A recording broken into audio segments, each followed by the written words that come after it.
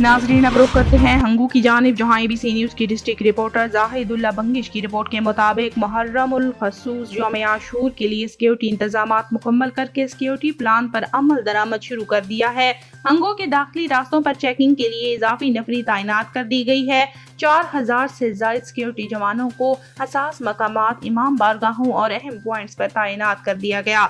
उलमा अमन कमेटी, ताजरान बरादरी समेत सहाफियों से मुलाकातों और मीटिंग्स के हौसला अफजा नताइज मिले।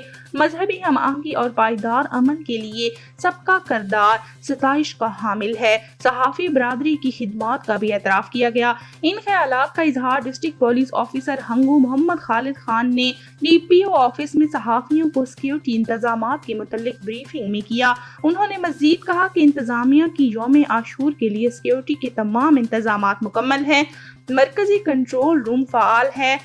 जुलूस के रास्तों और शहर भर में CCTV कैमरे इंस्टॉल कर दिए गए हैं। शहर में सफाई और लाइटिंग का भी हंगामी बुनियादों पर एहतमाम किया गया है। इलावा अजीज दफा 144 के पहले ही नफाज हैं।